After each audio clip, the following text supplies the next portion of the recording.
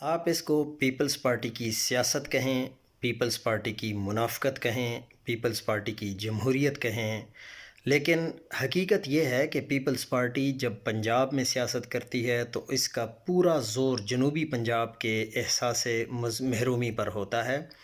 Peoples party بار بار کہتی ہے کہ پنجاب کے وسائل صرف لاہور تک محدود ہیں، جنوبی پنجاب کو الگ صوبہ چاہیے۔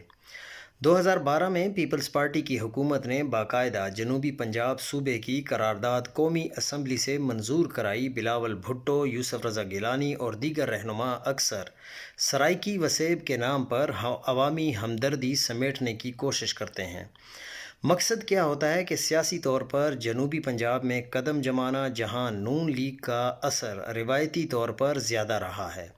یہ نعرہ ان کے لیے پنجاب میں سیاسی جگہ بنانے کا ہتھیار بن گیا ہے۔ سندھ میں پیپلز پارٹی کا رویہ اسٹیٹس کو کی حفاظت ہے۔ اب اگر سندھ میں پیپلز پارٹی کے رویوں کو دیکھا جائے تو وہاں وہ علاقائی خود مختاری، صوبہ یا اصلاحات کی بات نہیں کرتی، بلکہ جاگیردارانہ نظام اور وڈیرا کلچر کی مکمل سرپرستی کرتی ہے۔ کچے کے علاقے، خاص طور پر کشمور، شکارپور، گھوٹکی کے گرد میں ڈاکوؤں اور جرائم پیشہ گروہوں کے خلاف مؤثر کارروائی نہیں کی جاتی۔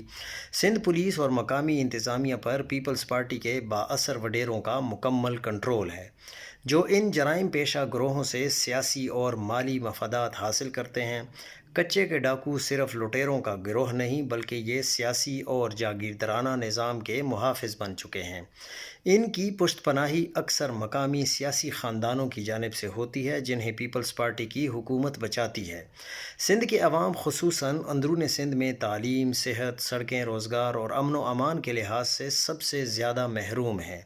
کچے کے علاقے آج بھی ریاست کے اندر ریاست بنے ہوئے ہیں۔ ڈاکو صرف چوری یا اغوا نہیں کرتے، بلکہ کئی بار سیاسی جلسوں میں بھی نظر آتے ہیں، جنہیں سیاسی پشت پناہی حاصل ہوتی ہے۔